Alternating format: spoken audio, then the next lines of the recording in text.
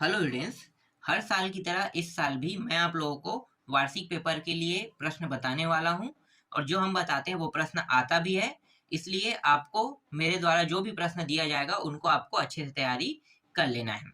और पहले ही मैंने दो पार्ट हिंदी का बना दिया जिसमें मैंने निबंध, एप्लीकेशन लेटर है ना, इन सब के बारे में बता दिया और एक तो 4 नंबर के जितने भी प्रश्न हैं उनके बारे में बता दिए हैं। अब इस वीडियो में 3 नंबर और 2 नंबर के बारे में बताएंगे। तो 3 नंबर और 2 नंबर के कुछ प्रश्न 4 नंबर वाले के साथ भी ऐड है। तो जो जो अध्याय मैंने नहीं बताया सिर्फ उन अध्यायों के बारे में मैं आपको इस वीडियो में बताऊंगा और वहां से कौन कौन से प्रश्न पढ़ना है उनको भी आपको बताने वाला हूँ इस वीडियो में। तो चलो देख लेते हैं। तो देखो, ये मैंने पहले ही बता दिया था ना, नर्मदा का उद्गम अमरकंटक, लेकिन इनमें एक दो प्रश्न है ना, उनको भी आपको देखना है। ठीक है, जैसे कि विंध्य और सतपुड़ा को लेखक ने किस रूप में चित्रित किया है, ये प्रश्न है। वनवासी का जीवन कैसे होता है, ये प्रश्न है। ठीक है, एक है अमरेश्वर के कर्ण से ही नर्मदा निकलती है, यह पंक्ति किस संदर्भ में कही गई है, ये प्रश्न है। ठीक है, इसका उत्तर यहाँ पे लगा हुआ है। बस इसमें 3 ही प्रश्न है 2 नंबर के लिए, ज्यादा नहीं देखना है। ठीक है, बाकी जो प्रश्न है जो मैंने बताया वो सब 4 4 नंबर का है। ठीक, इसके बाद एक अध्याय है, ये है मैं मजदूर हूँ। ठीक है, इस अध्याय में आपको कौन सा प्रश्न देखना है मैं आपको बता देता हूँ। 2 नंबर के ना, सिर्फ 2 नंबर का बता रहा हूँ। देखो 2 नंबर में ये है, मजदूर के प्रति सहानुभूति क्यों रखनी चाहिए, ये प्रश्न है। और एक प्रश्न ये है, दिन सोता था रात सोती थी पर मैं जागता था का आशय स्पष्ट कीजिए, ये बस प्रश्न है। 2 प्रश्न है इसमें। ठीक है, और प्रश्न इसमें नहीं है, बाकी सब 4 4 नंबर वाला है। हाँ, एक प्रश्न मैं भूल गया था, सॉरी, एक प्रश्न और है यहाँ पे, मजदूर को श्रम शक्ति की इकाई क्यों कहा जाता है, ये 2 नंबर का है।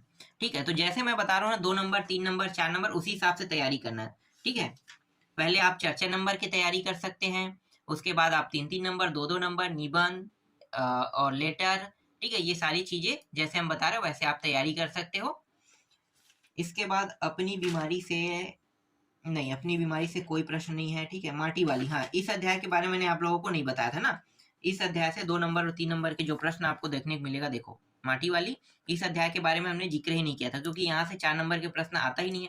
तो 4 नंबर के आता नहीं है, तो इसमें से आने वाले हैं 2 नंबर और 3 नंबर के प्रश्न। तो 2 नंबर और 3 नंबर के प्रश्न में आपको कौन कौन से पढ़ने मैं बता देता हूँ। देखो, जैसे कि ये 3 नंबर का प्रश्न है, माटी वाली के बिना टिहरी शहर के कई घरों में चूल्हों तक का जलना क्यों मुश्किल हो जाता था। ठीक है, ये प्रश्न है।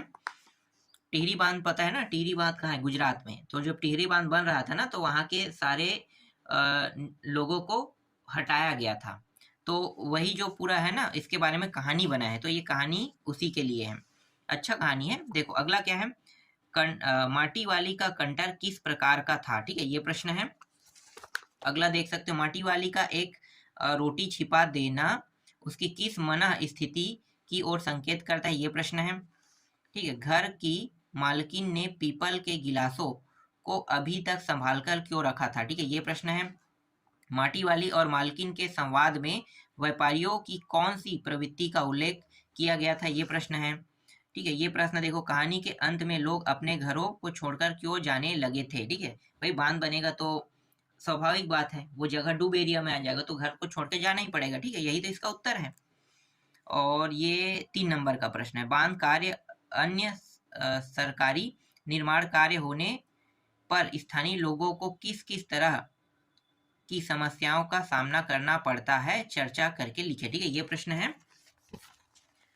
और छोटे छोटे प्रश्न जैसे इस प्रकार के कार्य से लोगों को क्या फायदा होते हैं, अपने विचार लिखिए, ऐसा प्रश्न नहीं आते हैं। ठीक है, ये प्रश्न देख लेना। पहले के जमाने में मिट्टी का उपयोग किन किन कामों में होता था तथा वर्तमान में इसका उपयोग आप कहाँ कहाँ देखते हैं, अंतर बताते हुए लिखिए, कह रहा है। ठीक है, ये प्रश्न है। और यहाँ पे देखो, बांध बन जाने के बाद माटी वाली से जीवन कैसे बीता बीता होगा, कल्पना करके लिखे। ठीक है, ये है। बस इतना ही प्रश्न इसमें है। इसके बाद घीसा से देखो, घीसा। ठीक है, इस अध्याय से भी 2 3 नंबर के प्रश्न आएंगे। तो घीसा से एक आपका ये वाला प्रश्न है, पहली बार जब घीसा कक्षा में आया तब वह कैसा दिखाई पड़ता था, अपने शब्दों में वर्णन कीजिए, कह रहा है। ये प्रश्न है। घीसा का नाम घीसा कैसे पड़ा, ये प्रश्न है। बच्चे साफ सफाई का पाठ पढ़ने के बाद अगली कक्षा में किस प्रकार तैयार होकर आए थे। ठीक है, ये प्रश्न है। लेखिका ने ईश्वर की तुलना बूढ़े आदमी से क्यों की है, ये प्रश्न है। महादेवी वर्मा अक्सर अपनी छुट्टियां कैसे बिताया करती थी, ठीक है, ये प्रश्न है। और जो मैं अभी अध्याय बता रहा हूँ ना, यहाँ से 2 नंबर 3 नंबर के प्रश्न आएंगे, ठीक है, 2 नंबर और 3 नंबर के। घीसा ने अंत में गुरु साहिबा को क्या भेंट दी, यह भेंट सामग्री उसने कैसे जुटाई, है ना, क्या था, तरबूज था ना। अगला देखो, महादेवी वर्मा को अन्य विद्यार्थियों की अपेक्षा घीसा ही क्यों याद रहा, ठीक है, ये प्रश्न है। इसके बाद और कोई प्रश्न है क्या, हाँ थोड़ा छोटा छोटा और है। देखो, अगर कोई प्रश्न का उत्तर बहुत बड़ा है तो बहुत बड़ा नहीं लिखना है, क्योंकि 2 नंबर और 3 नंबर के प्रश्न है। तो 2 नंबर के प्रश्न में आपको कम से कम 25 से 30 शब्द लिखना है ना, 25 शब्द से थोड़ा सा ऊपर, और बहुत ज्यादा भी नहीं लिखना है, 25 शब्द से ऊपर कम से कम लिखना है, 30 शब्द से ऊपर मान सकते हो, 40-50 में मत जाना, ठीक है। और 3 नंबर के तो 40 शब्दों से ऊपर, 40 से 50 के बीच आप लोग को लिखना है। तो उसी हिसाब से जब आप इसकी तैयारी करोगे 2 नंबर 3 नंबर की, तो उसी हिसाब से तैयारी करना, ठीक है। आगे देखो, घीसा को देखकर आंखें ही नम क्या है, आंखें ही नहीं मेरा रोम रोम गीला हो गया, लेखिका ने ऐसा क्यों कहा, ठीक है, ये प्रश्न है। और एक ये है, गर्मी की छुट्टियां लगने पर प्राय सबके मन में खुशी और दुख के मिले जुले भाव होते हैं। छुट्टियां होने पर आप एवं आपके साथी कैसा महसूस करते हैं तथा क्या करते हैं, लिखिएगा, ये प्रश्न है। इसके बाद अगला जो अध्याय पुरस्कार है ना, पुरस्कार से देख लेते हैं। पुरस्कार से भी 2 नंबर और 3 नंबर के प्रश्न आएंगे। तो कौन कौन सा प्रश्न आ सकता है, देखो, कौशल में आयोजित होने वाले उत्सव के परंपरागत नियम क्या थे, ठीक है, ये है। मधुलिका ने अपनी भूमि के बदले मिलने वाली राजकीय अनुग्रह को अस्वीकार कर किस प्रकार के जीवन निर्वाह को चुना और क्यों, ठीक है, ये स्टोरी बहुत अच्छा है, मुझे बहुत पसंद भी है ये स्टोरी। मधुलिका ने पुरस्कार के रूप में राजा से प्राणदंड क्यों मांगा एवं स्वयं बंदी अरूढ़ के पास क्यों जा खड़ी हुई, ठीक है, ये प्रश्न है। पुरस्कार कहानी प्रेम और संघर्ष का अनूठा उदाहरण है, इस कथन के पक्ष में अपने विचार दीजिए, ये प्रश्न इंपॉर्टेंट है। इस तरीके से ये वाला देखो, मधुलिका की आंखों के आगे बिजलियां हंसने लगी, दारूण भावना से उसका मस्तिष्क झंकृत हो उठा, ठीक है, ये प्रश्न है। और यहाँ पे देखो, मधुलिका की 3 मानवीय दुर्बलताओं का उल्लेख कीजिए। यहाँ से 2 नंबर 3 नंबर दोनों प्रश्न है ना, इसलिए थोड़ा सा देख लेना, ठीक है, अच्छे से देखना। और ये क्या है, ये प्रश्न नहीं आएगा, इसको छोड़ देते हैं, ठीक है। जीवन में सामंजस्य बनाए रखने वाले उपकरण अपनी सीमा निर्धारित परंतु उसकी आवश्यकता, छोड़ दो इसको, ये प्रश्न नहीं आएंगे, ठीक है। बस इतना ही प्रश्न है इसमें। और फिर है अमर शहीद वीर नारायण सिंह, ठीक है, ये प्रश्न मतलब इस अध्याय से देख लेते हैं। तो एक तो है, देखो, वीर नारायण सिंह को अपने पूर्वजों से कौन कौन से गुण प्राप्त हुए थे, ये प्रश्न है, ठीक है। जमींदार होने के बाद भी शहीद वीर नारायण सिंह की लोकप्रियता के क्या कारण थे, ये प्रश्न है। माखनलाल व्यापारी के गोदाम से अनाज को लूटने के पीछे जमींदार के कौन से उद्देश्य थे, बहुत अच्छा कहानी है ये भी, और उसका उत्तर भी अच्छा है। देवरी का जमींदार नारायण सिंह को रिश्ते में क्या लगता था, ठीक है। वीर नारायण सिंह किस संचेतना के संवाहक थे। अब ये तो 2-2 नंबर का था ना, अभी बता सकते। अब 3-3 नंबर में देखो, 3 नंबर जैसे वीर नारायण सिंह कौन से मानवीय मूल्य दिखते हैं उन्हें जो उन्हें अद्वितीय सिद्ध करते हैं, ठीक है, ये प्रश्न है। शहीद वीर नारायण सिंह वाला, ठीक है, ये देखो, चरित्र और ईमानदार थे। यह घटना किस क्या कहे यह किस घटना से पता चलता, ठीक है, ये प्रश्न है। अगला देखो, वीर नारायण सिंह को विद्रोह की रणनीति क्यों असफल हुई, ठीक है, कि आगे देखो, अथवा क्या वीर नारायण सिंह जंगलों की ओर क्यों चले गए, ठीक, ये प्रश्न। और यहाँ पे इसमें सभी प्रश्न लगभग इंपॉर्टेंट है, क्योंकि ये 3-3 नंबर के। देखो, ये वाला प्रश्न भी इंपॉर्टेंट है और ये वाला प्रश्न भी इंपॉर्टेंट है, ठीक है। इसके बाद छत्तीसगढ़ की लोक कलाएं, छत्तीसगढ़ की लोक कलाएं में देखो, जैसे पंथी नृत्य के बारे में ना, तो पंथी नृत्य के प्रमुख कलाकारों का नाम बताइए। तो यहाँ पे नाम बताया गया, उत्तर देखो, एक शब्द में दे दिया है, ठीक है। आगे देखो, ये तुलटिया नामक स्थान क्यों प्रसिद्ध है, ये प्रश्न है। अगला है, छत्तीसगढ़ी लोक गीत को अन्य भारतीय लोक गीतों से अधिक विशिष्ट क्यों माना जाता है, ये प्रश्न है। छत्तीसगढ़ के प्रमुख लोकगीत गायकों के नाम लिखिए। यहाँ पे देखो किन किन लोक कलाओं को लोक नृत्य की श्रेणी में रखा जा सकता है। महर्षि वाल्मीकि द्वारा रचित ग्रंथ का नाम लिखकर आदि शंकराचार्य द्वारा स्थापित 4 आश्रमों का उल्लेख कीजिए। और यह शक्ति की आराधना ज्वारा का विस्तार पूर्वक वर्णन कीजिए। आंसू कवित्व से आप क्या समझते हैं, अपने शब्दों में लिखिए, ये प्रश्न है। और देखो सुआ गीत नृत्य के समय टोकनी में भरे धान के ऊपर सुआ रखने का क्या अर्थ है, ये प्रश्न है। और हरियाली उरियाली अगर चाहो तो उसको छोड़ सकते हो। देखो अपने अंचल के लोकगीत या लोक नृत्य को उल्लेख कीजिए। और ये भाव प्रवण नृत्य कौन सा है, स्पष्ट कीजिए, है ना। छत्तीसगढ़ के किन्हीं 6 लोक विधाओं के नाम लिखिए, ये प्रश्न है। और ये चंदनी लोक नाटक में किसकी गाथा प्रस्तुत की जाती है, ठीक है, ये है। और ये अंतिम प्रश्न ये है। तो छत्तीसगढ़ के लोक नाटक में प्रमुख नाचा चंदैनी और रहस नाचा विधा का संक्षेप समझाई कह रहा है, ये प्रश्न है, ठीक है। इसके बाद और कोई अध्याय है क्या, देख लेता हूं।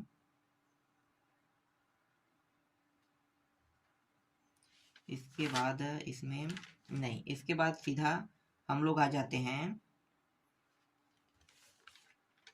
ठीक है, मरिया देख लेते हैं। मरिया में एक ही प्रश्न है, इसको देखने की भी जरूरत नहीं है। रामचरण के लकवे का इलाज अस्पताल की जगह वैद्य के द्वारा क्यों कराना पड़ा, ठीक है, ये प्रश्न है 2 नंबर का।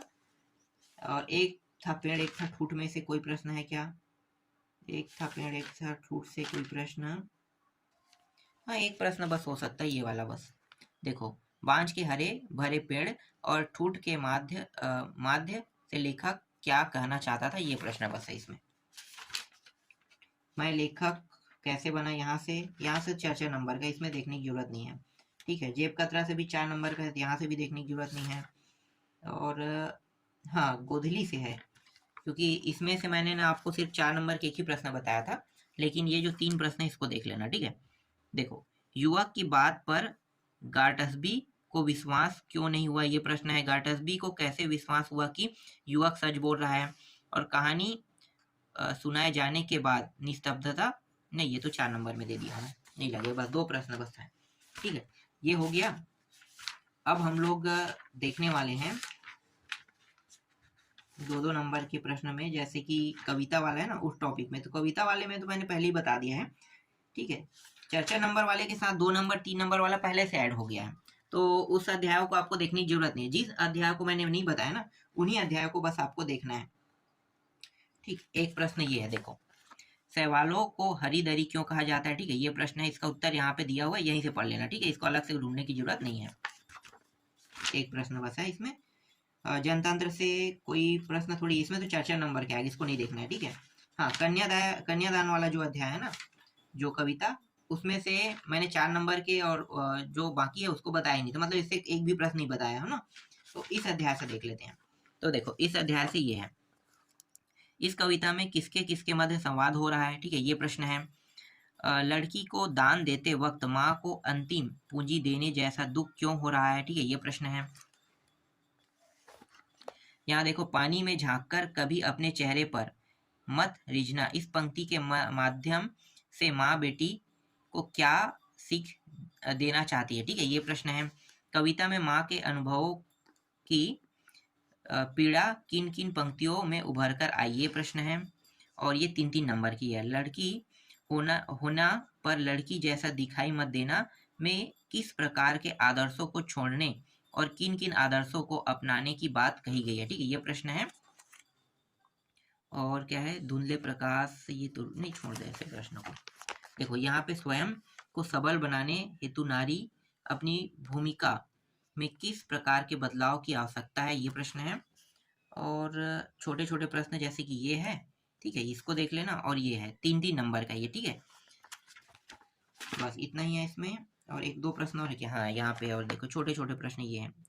हालांकि इस प्रश्न का उत्तर बड़ा है, लेकिन आपको सिर्फ छोटा लिखना है, ठीक है, ये प्रश्न भी बड़ा है लेकिन छोटा लिखना है। ठीक है, गृह प्रवेश से देख लेते हैं। गृह प्रवेश से 3 नंबर, 2 नंबर, 3 नंबर में कौन कौन से प्रश्न आपको पढ़ने हैं उसको मैं बता देता हूँ।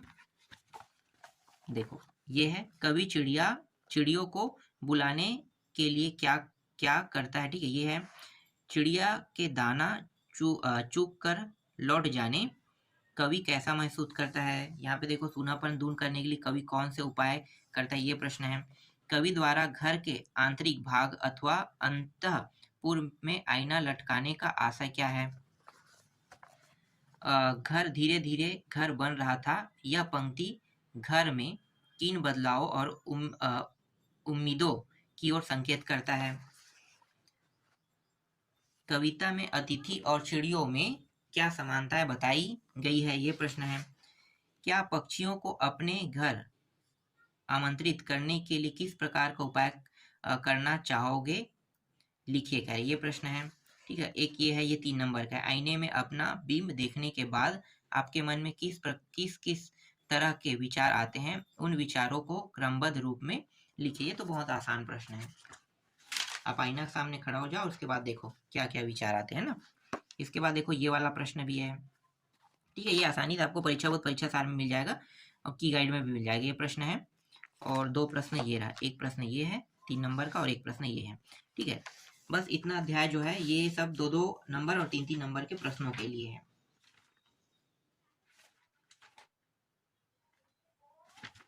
इसके बाद और कोई थोड़ी अध्याय छूटा है, देख लेते हैं। ठीक है, बाकी तो चर्चा नंबर वाला है, तो चर्चा नंबर वाला पहले ही मैंने बता दिया। ठीक है, एक अध्याय और है, देखो ये है इकाई 5 दिया हुआ है यहाँ पे, हिंदी साहित्य का इतिहास। हिंदी साहित्य के इतिहास से भी आते हैं प्रश्न, लेकिन इनमें मैंने बहुत सारा टिक कर दिया है। तो इस अध्याय में जितने भी प्रश्न है ना छोटे छोटे, उनको देख लेना। ठीक है, मैं आपको एक तरीका बता देता हूँ। जब भी आप इस अध्याय को पढ़ोगे तो आपको पता है कि 2 नंबर और 3 नंबर के प्रश्न आएंगे। जैसे कि देखो, आदिकाल को किन नामों से जाना जाता है, तो ये 3 नंबर के प्रश्न है। ठीक है, वीर गाथा काल की विशेषताएं, तो 3 विशेषताएं याद करना। अगर इसमें कई विशेषताएं दिए हुए हैं ना, देखो जैसे कि यहाँ पे 2, 3, 4, 5 इस तरीके से 7 विशेषताएं दी हैं, तो आपको पता है कि इस अध्याय से सिर्फ 2 नंबर और 3 नंबर के प्रश्न आएंगे। तो 2 नंबर के लिए कम से कम शब्द जो होना चाहिए, कितना होना चाहिए, 25 से 30 शब्द, है ना। और 3 नंबर के लिए अगर ऐसे कोई टॉपिक आ रहा है तो 3 टॉपिक बस को याद करना है, बाकी को छोड़ देना। ठीक है, सभी में ऐसे ही करना। ठीक है, जैसे 2, 3, तो यहाँ से सिर्फ 3 उठा लेना, ज्यादा आपको लिखने की जरूरत नहीं। 3 रचना, 3 कवि और 3 रचना का नाम लिखना है। ठीक है, तो इस तरीके से ये जो टॉपिक बहुत बड़ा है ना, ये छोटा हो जाएगा। ठीक, जैसे पूर्व मध्य भक्ति काल है, यहाँ से भी प्रश्न है। तो यहाँ पे देखो, ये जब टॉपिक आप देखोगे ना तो आपको बहुत सारा भक्ति काल से संबंधित, देखो सगुण है, निर्गुण है, तो सगुण में ये दोनों आता है ना, कृष्ण राम, और ये ज्ञान मार्गी और प्रेम मार्गी निर्गुण में आता है। तो ये जैसे है, तो इसको देखोगे तो ये इसी तरीके से आपको समझ में आएगा।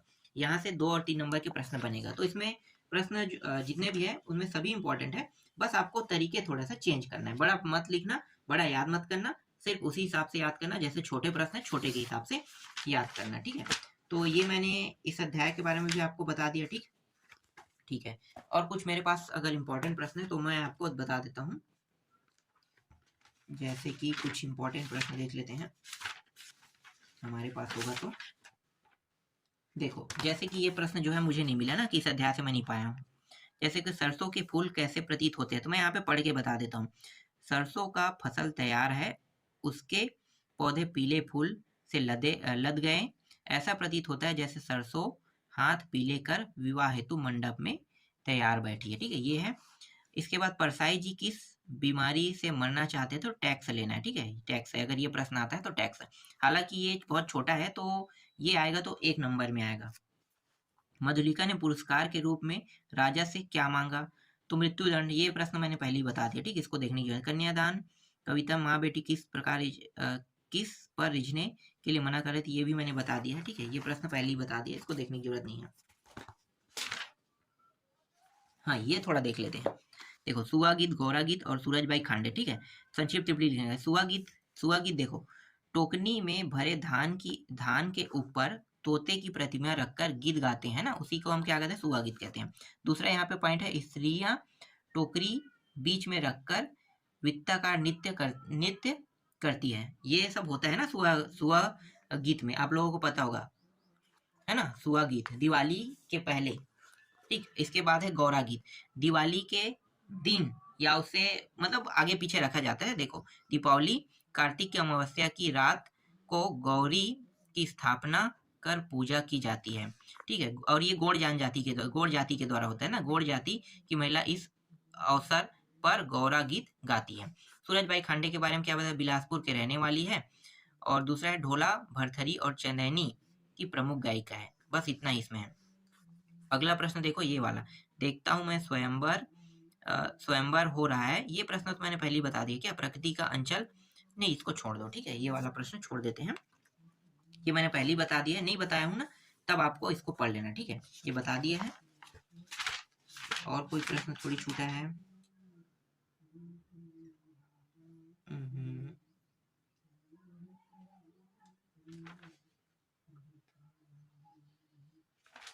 देख लेते हैं थोड़ा सा ये वाला। देखो ये वाला प्रश्न देखो, कविता में अतिथियों और चिड़ियों में क्या समानताएं बताई गई है? इसका उत्तर देखो, छोटा सा है, यहीं से पढ़ लेना। ठीक है, तरनी तनुजा तन तट तमाल तरुपल बहु छाए में कौन सा अलंकार है? इसको नहीं, ये प्रश्न नहीं आएगा, ये अनुप्रास अलंकार है। और ठीक है, ये प्रश्न नहीं है। और ये वाला प्रश्न देखो, गति कुमति लई साधु की संगति से कवि का क्या आशय है? लिखे। थोड़ा सा मैं जूम कर देता हूँ। ठीक है, अब थोड़ा साफ दिखाई देगा ये। और ये भाव प्रवण नृत्य कौन सा है? स्पष्ट कीजिए। ये प्रश्न भी मैंने बता दिया है, फिलहाल यहाँ से भी आप इसका उत्तर देख सकते हो।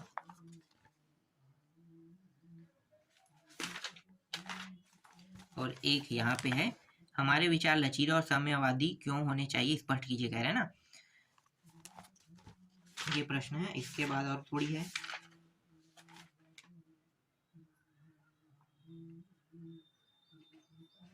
देखो जैसे ये प्रश्न है, सवाल जवाब करना किस लोकगीत की विशेषता है? तो ददरिया लेना है। ठीक है, और यहाँ पे पानी में झांककर कभी अपने चेहरे मत रीझना, ये प्रश्न हो गया है। उन प्रश्नों को मैं नहीं दूंगा, जो नहीं हुआ है वो देखेंगे। ठीक है, जैसे कि ये देखो, ये शब्द गुण कितने प्रकार के होते हैं? नाम लिखते हुए एक एक उदाहरण दीजिए, है ना। शब्द गुण तो जैसे माधुर्य गुण है, ठीक है, 3 गुण बताए, माधुर्य है और एक प्रसाद है और ओज है। ठीक है, तो इन तीनों के बारे में यहाँ पे बताया गया। माधुर्य गुण के बारे में ये रहा, और ये रहा प्रसाद के बारे में, ठीक है, उदाहरण के साथ है। और ये ओज गुण के बारे में उदाहरण के साथ बताया गया है। ठीक है, ये हो गया।